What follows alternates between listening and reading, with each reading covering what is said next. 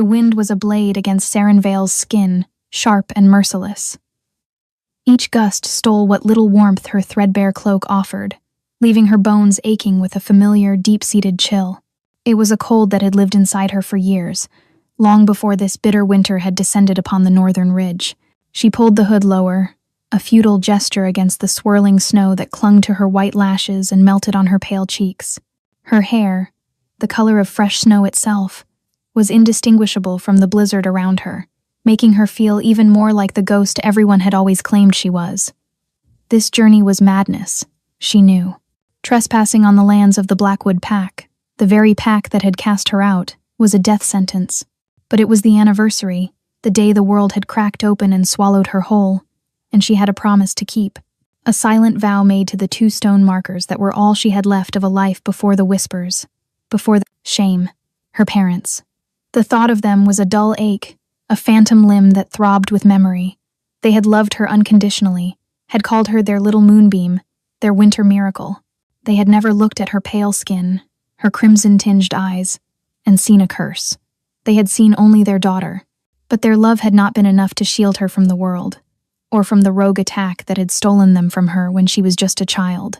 After their deaths, she had been passed to her uncle, Lord Garin Thorne, and the warmth had bled out of her life entirely. He was her father's brother, but they shared no kinship of the heart. To him, she was a stain on his family's honor, a living symbol of misfortune. He had hidden her away, spoken to her in clipped, disgusted tones, and reminded her daily that her very existence was an embarrassment. The real breaking point, the moment the final shards of her spirit had shattered, had come on her 18th birthday, the day of her betrothal ceremony to Lord Darius Vexen. They had been promised to each other since birth, an alliance between 2 powerful families. She had held a sliver of hope, a foolish, girlish dream that perhaps he would see past the rumors, past the pallor of her skin. She had hoped he would see her. He had seen her all right. He had stood before the entire pack, his handsome face twisted into a sneer of contempt, and he had laughed. This? He had spat, gesturing to her as if she were a piece of spoiled meat. You expect me to bind myself to this pale ghost? This omen of ill fortune? I reject her. I reject this curse. The words had echoed in the stunned silence, each one a hammer blow against her fragile heart. Rejected. Cursed. Ghost. The labels stuck, branding her more surely than any hot iron. After that, even her uncle's pretense of duty had vanished. She was driven from the Packlands, an outcast with nothing but the clothes on her back and the hollowed-out cavern where her heart used to be. Now, 2 years later, she was returning to the one place that still felt like home, a small, forgotten burial ground on the very edge of the territory, nestled in a grove of ancient pines. Her parents were buried there, far from the main Pack cemetery. Another subtle slight orchestrated by Lord Garin Thorne. It was a place of peace for her, the only place she didn't feel the weight of judging eyes. The wind howled, trying to turn her back, but she pushed onward, her thin legs trembling with exhaustion. The hunger gnawing at her belly was a constant companion, but the need to reach them, to whisper her sorrows to the cold stone, was stronger. It was a foolish pilgrimage, a risk that could cost her everything. But what did she really have left to lose? She was already a ghost, haunting the edges of a world that didn't want her. Finally, through the blinding white, she saw the dark shapes of the pines. Relief, cold and weak, washed through her. She stumbled into the relative quiet of the grove, the snow shallower here, sheltered by the heavy boughs. Her eyes sought out the familiar shapes of the 2 headstones, side by side. But something was wrong. A third shape lay sprawled across the snow before them, a massive, dark stain against the pristine white. Her breath caught in her throat. Fear, sharp and primal, shot through her. A rogue? A predator drawn by the scent of death? She flattened herself behind a thick trunk, peering into the gloom. It wasn't moving. As her eyes adjusted, she realized it was a wolf. A wolf larger than any she had ever seen, its fur not dark, but a brilliant, shocking silver white, almost glowing in the dim light. It was the color of moonlight on a frozen lake. Its magnificent coat was matted with blood. Dark, ugly gashes marred its flank, oozing a blackish substance that sizzled faintly against the snow. Its breathing was shallow, each exhale a painful-looking cloud in the frigid air. It was dying. Every instinct screamed at her to run. This was Blackwood territory. This was a predator. She was an Omega, the weakest of the weak. She was prey. She should save herself. What little of herself was left. But as she watched the great beast's chest stutter with a pained gasp, something else stirred within her. Compassion. It was a foolish, dangerous emotion that had brought her nothing but pain, yet it refused to die. She looked at the magnificent creature, brought low and suffering, and she saw a reflection of her own lonely agony. Here was another being, alone and dying in the cold. She couldn't leave it. She just couldn't. Taking a hesitant step forward, she moved from the safety of the trees. The wolf didn't stir. Its eyes were closed, its massive head resting on the snow as if it had finally surrendered. "Hello?" she whispered, her voice immediately snatched away by the wind. She knelt beside it, her own cold forgotten in the face of its immense suffering. The wounds were deep, and the black ooze spoke of poison. Wolfsbane, and a potent strain at that. She had no idea how to cure it, but she couldn't just watch it die.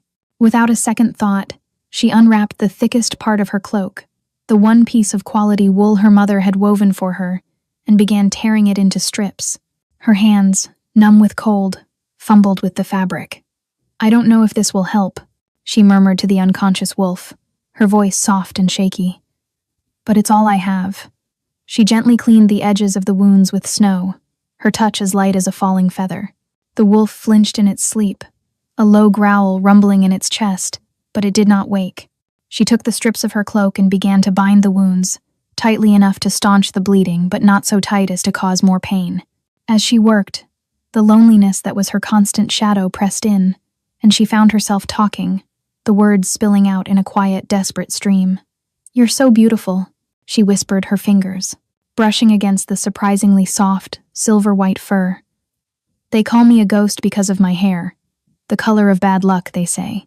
But yours is like the moon." She confessed everything to the dying wolf, the silent clearing her confessional. She told him about her parents, about the warmth of their love and the cold emptiness of their absence. She spoke of Lord Garanthorn and his cruel words, of the endless nights she had spent crying herself to sleep in the cold attic he'd called her room, and she told him about Lord Darius Vexen. The shame of that day was still a fresh, gaping wound. "He looked at me like I was vermin," she choked out, a tear freezing on her cheek. "He said I was a curse. Maybe he was right. Everything I touch seems to wither." She finished wrapping the last wound and sat back on her heels, exhausted. The wolf's breathing seemed a little steadier, a little deeper. Or perhaps that was just her hopeful imagination. The blizzard raged on, and the temperature continued to plummet. She knew she wouldn't survive the night out here alone. Her own strength was nearly gone. She looked at the massive, warm body of the wolf. It was a risk, a terrible risk. But it was also her only chance. Hesitantly, she lay down in the snow, curling her small, shivering frame against the wolf's broad back, tucking herself between its powerful legs. The heat radiating from its body was a shock, a profound comfort that seeped through her thin clothes and into her frozen limbs. It was more warmth than she had felt in years. She buried her face in its thick fur, inhaling the scent of pine, winter, and a raw, untamed power that should have terrified her.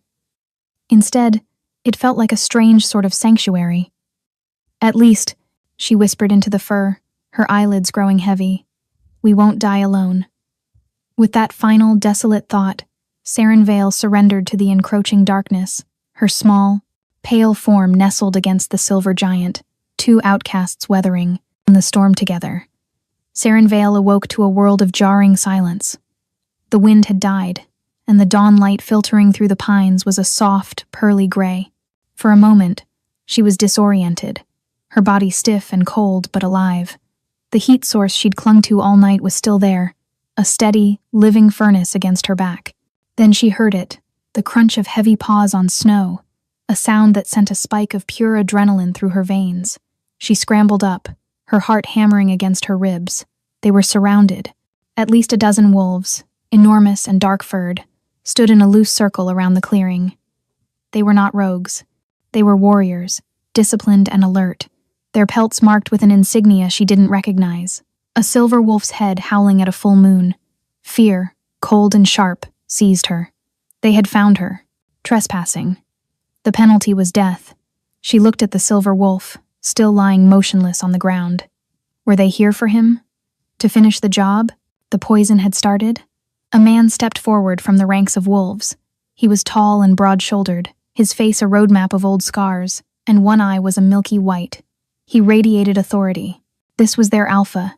His gaze swept over the scene, taking in the wounded silver wolf, and then landing on her. His one good eye narrowed with a terrifying intensity. Saren Vale's blood ran cold. This was it. This was the end.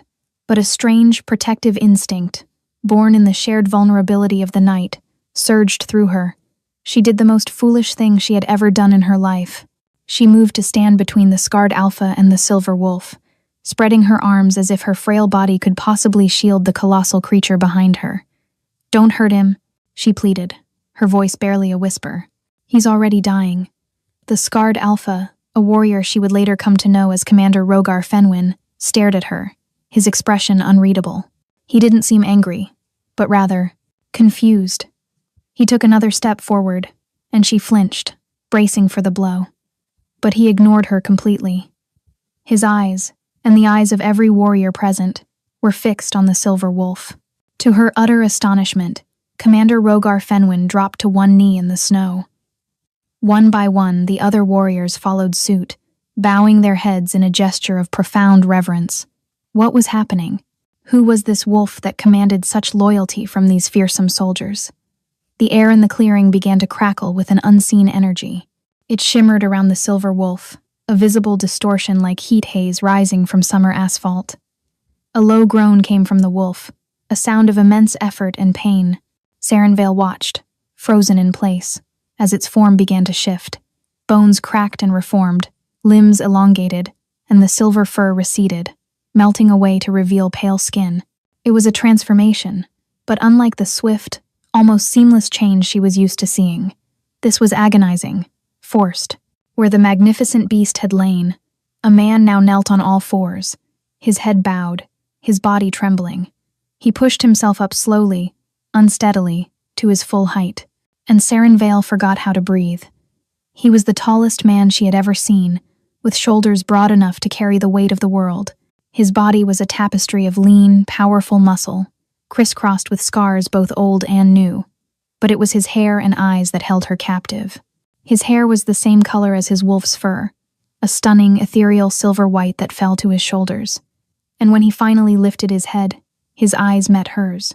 They were not red-tinged like her own, but the color of pure, molten silver, glowing with an inner light and an ancient power that struck her to the very core of her being. This was no ordinary alpha. This was something more. This was royalty. Commander Rogar Fenwin, the scarred warrior, rose to his feet. "Your Majesty," he said, his voice thick with relief and concern. "King, Kaelin Draven. We feared the worst. The assassin's trail went cold in the blizzard. King, the Alpha King, the supreme ruler of all the packs in the Northern Territories, a figure of legend she had only heard about in hushed, awestruck whispers. He was supposed to be 1,000 miles away in his mountain fortress. What was he doing here, wounded and alone?" King Kaelin Draven swayed, and Commander Rogar Fenwin moved to support him, but the king waved him off. His silver eyes never left Saren Vale. "I was ambushed," Kaelthorn said, his voice a low, gravelly rumble that vibrated through the snow-covered ground. "A dozen of them, hired blades, using an assassin's blend of wolfsbane. I dealt with them, but the poison, it took hold faster than I anticipated." He took a deep, shuddering breath, his hand going to the crude bandages on his side. He looked down at the torn strips of her mother's cloak, then back up at her. A flicker of something unreadable passed through his silver eyes. He addressed Commander Rogar Fenwin, but his gaze remained locked on Saren Vale. "I would have died. The cold and the poison would have finished me by sunrise." He raised a hand and pointed a single, steady finger at her. "This Omega, she saved my life." The collective gaze of the royal guard shifted to her. The suspicion in their eyes was replaced by a wave of shock, confusion, and a dawning, grudging respect. Saren Vale felt her face flush. She wanted the ground to open up and swallow her. She had touched a king. She had spoken to him as if he were a common stray. She had huddled against his body for warmth. The enormity of her actions crashed down on her, and she began to tremble, this time not from cold, but from pure, unadulterated terror. What had she done? King Kaelin Draven took a step toward her, his movements still stiff with pain. He was a mountain of a man, and she felt like a fragile sapling in his shadow. She wanted to shrink away, to become invisible, but his silver gaze held her fast. As he drew closer, the air between them thickened, charged with that same strange energy from his transformation. A spark, bright and hot, leaped between them. It was not a physical spark, but she felt it all the same, a jolt that ran up her spine and made every nerve in her body sing. It was a feeling of sudden, shocking connection, of a lock finding its key. Kael'thorne stopped dead, his powerful body going rigid. His silver eyes widened, the pupils dilating until they were almost black. The look on his face was one of utter, profound astonishment. He stared at her, not as a king looks at a subject, or as a man looks at a stranger, but as if he were seeing the sunrise for the very first time. He breathed a single word, a word that shattered the quiet of the morning and the foundations of Sarenvale's world. Mate. The word was not a question. It was a statement of absolute, unshakable fact. It hung in the frozen air, imbued with centuries of meaning, destiny, and power. Sarenvale's mind went blank. It was as if her brain had simply ceased to function. Mate. The Alpha King's mate. It was impossible. It was a cruel joke. The Solara, the Moonweaver, the Weaver of Destinies, could not be so capricious, so insane. She was Sarenvale, the outcast, the rejected, the pale ghost. She was broken, worthless, and utterly alone. Her voice, when she found it, was a pathetic squeak. No, she whispered, shaking her head frantically. She took a step back, stumbling over her own feet. No, you're mistaken. The poison must be making you see things. I'm nobody. The king's expression softened, the shock giving way to a look of such intense, bone-deep certainty that it terrified her more than any anger could have. The goddess does not make mistakes, he said, his voice gentle but firm, leaving no room for argument. He took another step, closing the distance between them. He was so close now she could feel the heat rolling off his body, could see the flecks of a darker gray in his silver irises. I have waited 300 years for this moment. I would know my own soul when I see it. But you don't see me, she cried, the words tearing from her throat, raw with years of pain. You see what you want to see. I am flawed. I am a curse. My own pack threw me away. My own betrothed rejected me in front of everyone. I am not fit to be the mate of a common warrior, let alone a king. The desperate, ugly truth of her life spilled out, and she hated the sound of her own pathetic pleading. She was trying to warn him, to push him away before he could see the truth for himself, and cast her aside just like Valerius had. The second rejection would surely kill her. Kael'thorne listened to her frantic denials, his expression unchanging. When she finally fell silent, gasping for breath, he reached out, his large hand moving slowly, giving her time to pull away. She stood frozen as his fingers gently brushed a strand of white hair from her face. His touch was like a brand, sending a shiver of warmth through her. Flawed? He repeated softly, his thumb stroking her cheekbone. I see strength that has endured unimaginable cruelty. Cursed? I see a mark of the ancient lunar bloodline, a lineage so old and powerful that lesser wolves have forgotten its meaning and now fear it as an ill omen. He leaned in closer, his voice dropping to an intimate whisper. My own lineage. They call you a ghost?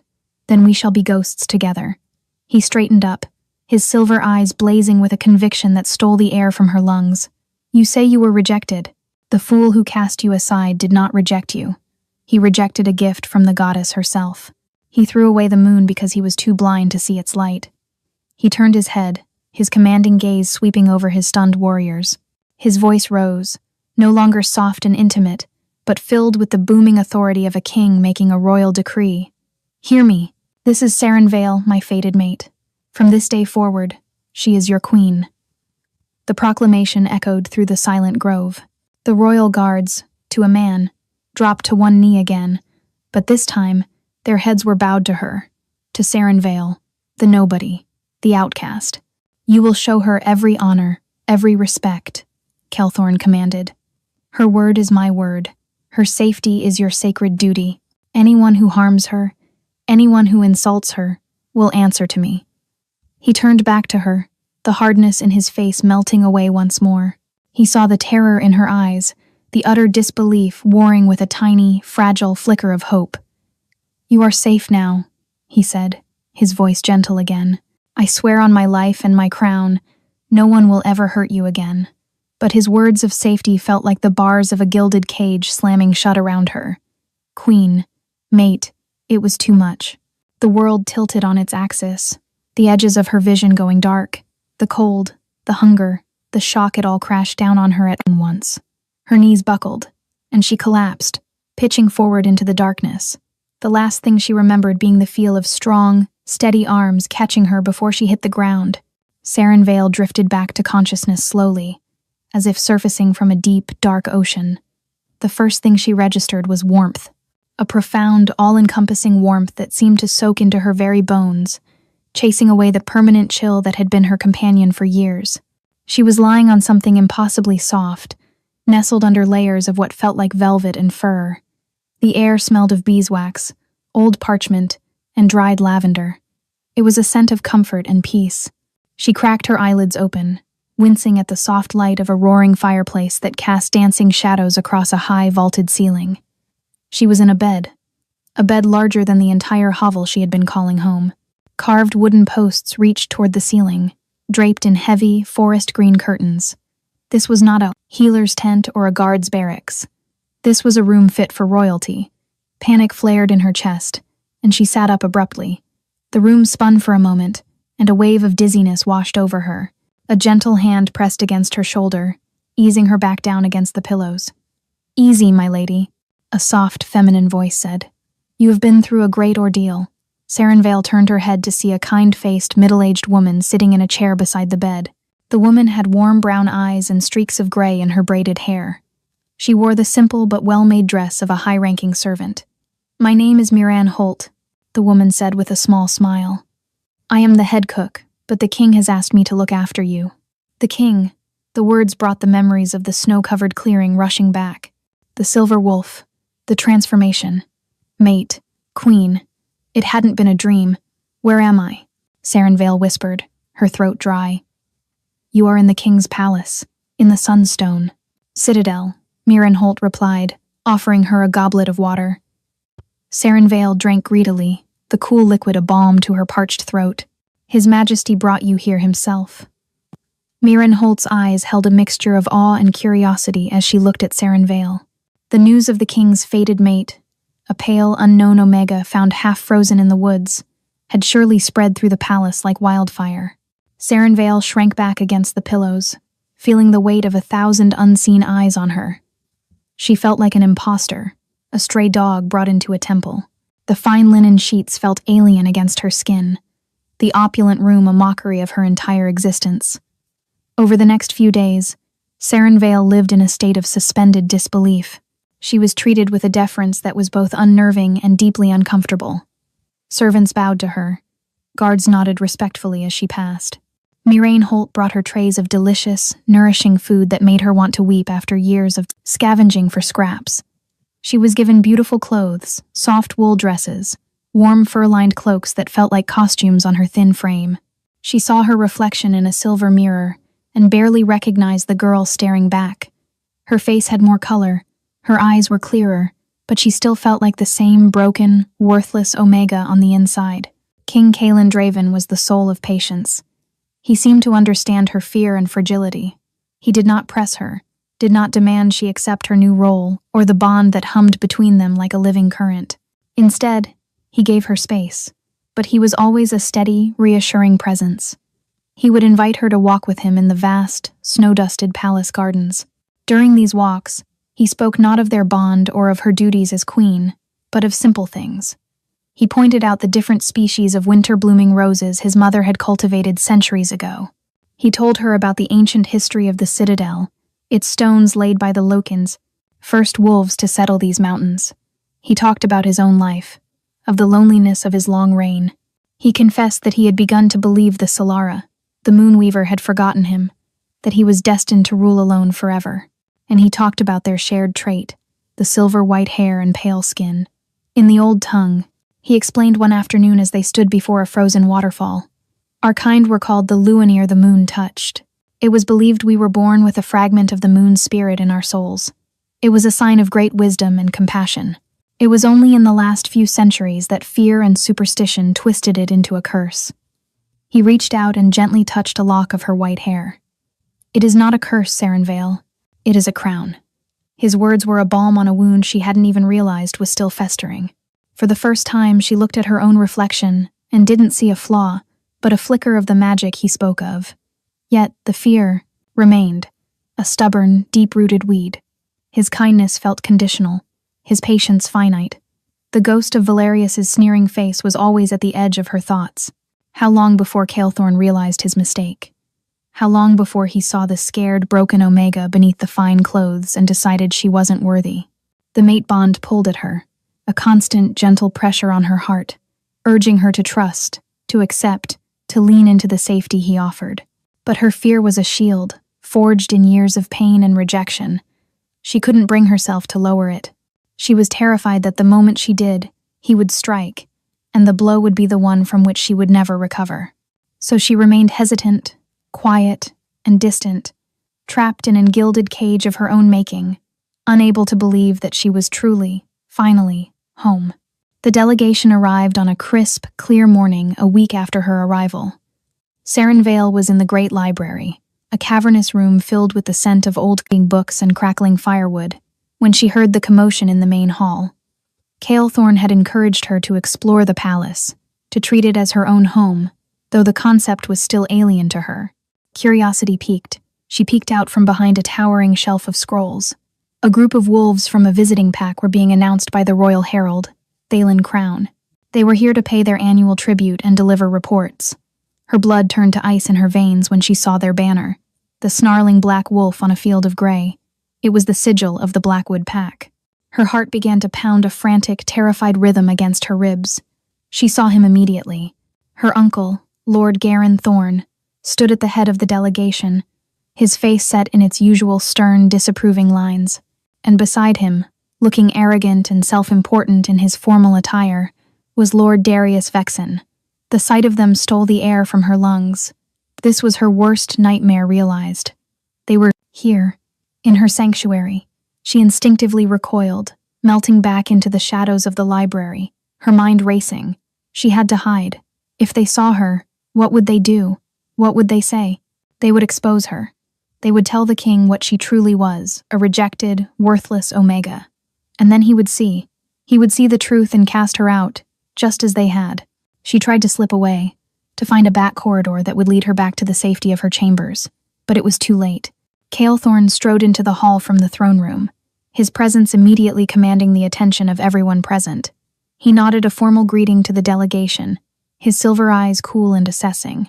And then he glanced toward the library, his gaze finding her instantly, as it always did. A small, encouraging smile touched his lips. He thought she had come to greet the visitors. Before she could signal her distress, Lord Garin Thorne and Lord Darius Vexen followed his gaze. Their eyes landed on her. For a moment, there was only confusion on their faces. They saw a woman in a fine velvet gown, her white hair elegantly braided with silver thread, standing in the king's library. Then, recognition dawned. Valerius's eyes widened, and a slow, cruel smirk spread across his handsome face. He saw not a future queen, but the same pathetic Omega he had thrown away, somehow dressed in borrowed finery. Lord Garin Thorne's expression soured, his lips thinning in disgust. Well, Valerius said, his voice loud enough to carry across the polished marble floor. Look what the palace cat dragged in, the pale ghost. He took a swaggering step forward, his eyes roaming over her with a possessive insolence that made her skin crawl. I must say, Sarenvale, you clean up surprisingly well. What are you doing here, little curse? Did you sneak in to steal from the kitchens? His words were laced with the same casual cruelty she remembered so well, designed to humiliate and diminish her.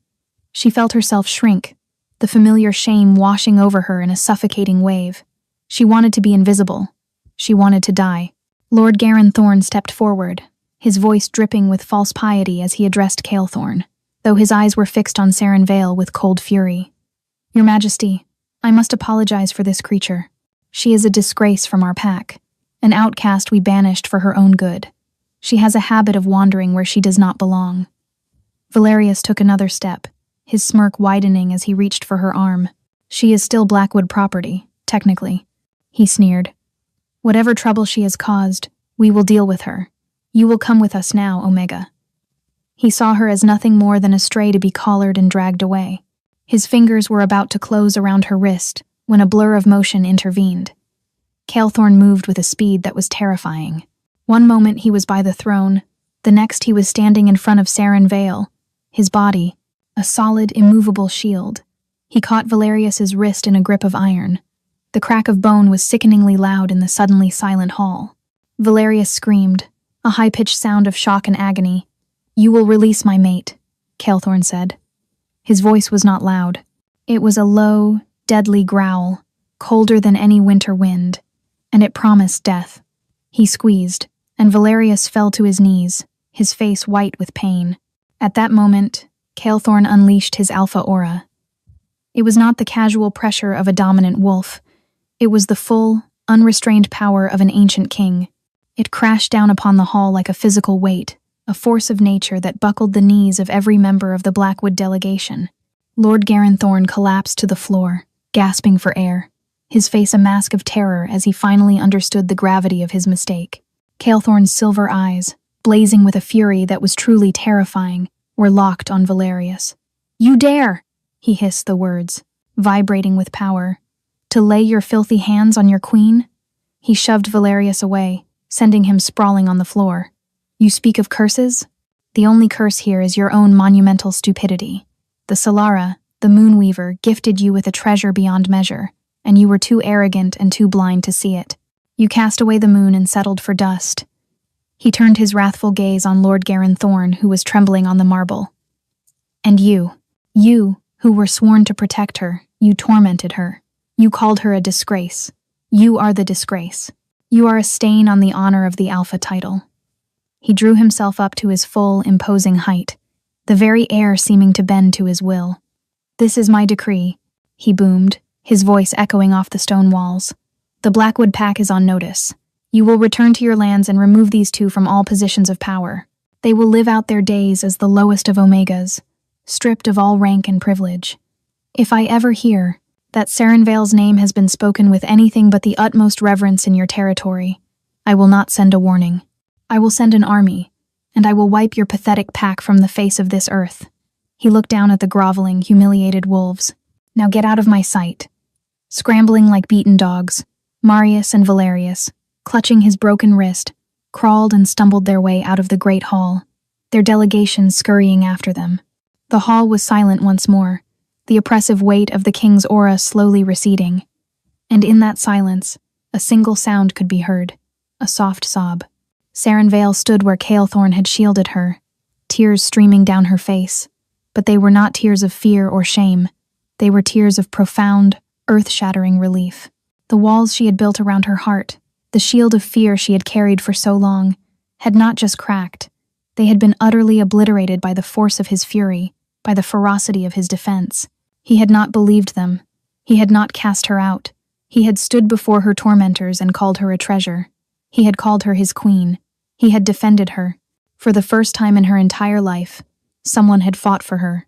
The last of her doubts, the last of her fears, washed away in the flood of her tears, leaving behind only the pure, brilliant warmth of the bond that connected her to the magnificent king who stood before her.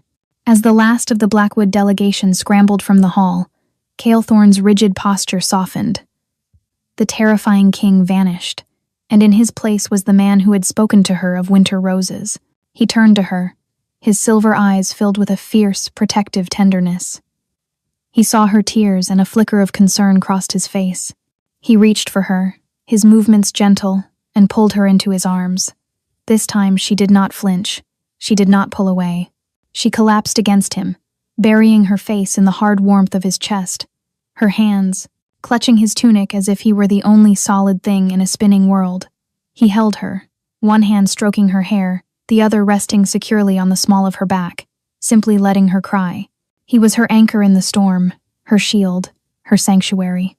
"I was so scared," she finally whispered against his chest, her voice muffled by the fabric. Her tears began to subside, replaced by a sense of calm she had never known. "I know," he murmured into her hair, his deep voice a comforting vibration against her ear. "I am sorry you had to see them again. I should have foreseen it." She pulled back just enough to look up at him, her tear-stained face open and vulnerable.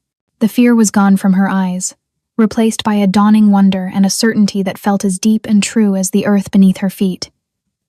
"You called me a treasure," she said, her voice filled with awe. He smiled, a genuine, breathtaking smile that lit up his stern features. "Because you are. You are the most precious treasure in all my lands, Saren Vale."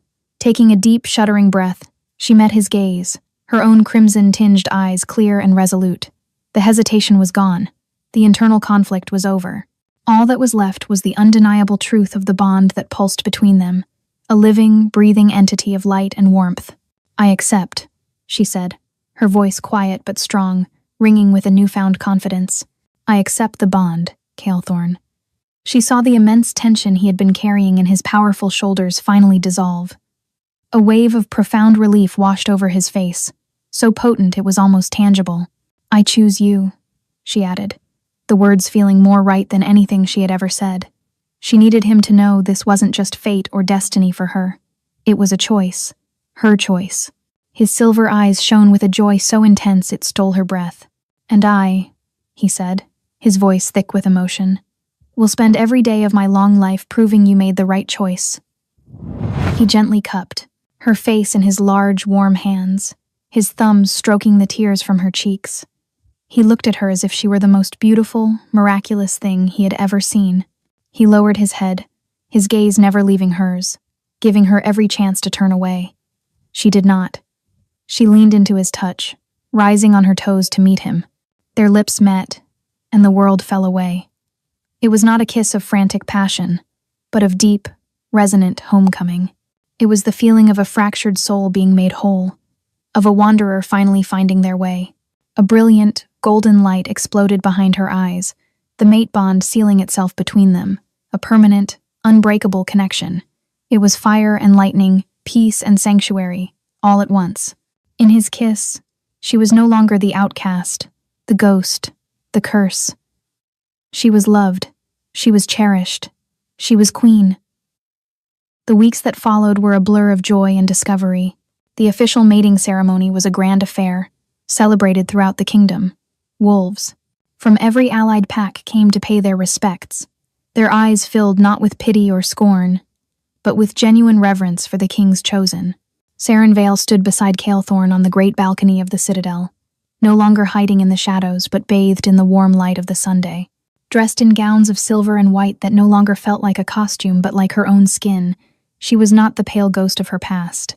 She was the Silver Queen, her once cursed features now hailed as a sign of divine favor, a living embodiment of the moon's grace. With Kael'thorn's unwavering support, she found her voice. The timid Omega who once flinched at her own shadow began to speak with a quiet authority that captivated all who heard her. She discovered that the years of suffering had not broken her, they had forged her. Her compassion, born from a deep understanding of pain, became her greatest strength as a ruler. Her first official decree, issued with Kael'thorn's proud blessing, was the establishment of a network of sanctuaries for Omegas and other outcasts who had been abused or abandoned by their packs.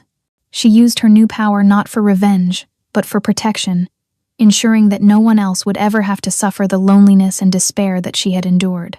She would visit these sanctuaries, sitting not on a throne but on a simple stool, listening to the stories of the broken and offering them the same kindness that had once saved a dying king in a snowstorm. She learned that true strength was not about dominance or power, but about the courage to be kind in a cruel world. Her life had been a long, cold winter, but now spring had finally come. She had Kael'thorn, her mate, her king, her partner in all things. His love was a constant, steady flame that had thawed the ice around her heart and allowed her to bloom. She had found her purpose, not just as a queen, but as a beacon of hope for the lost and the forgotten. Standing beside him, looking out over the vast, peaceful kingdom they would rule together, she finally understood. Her rejection had not been the end of her story. It had been a painful, necessary detour that had led her down a winding path, through a dark forest, to her true destiny. It had led her home,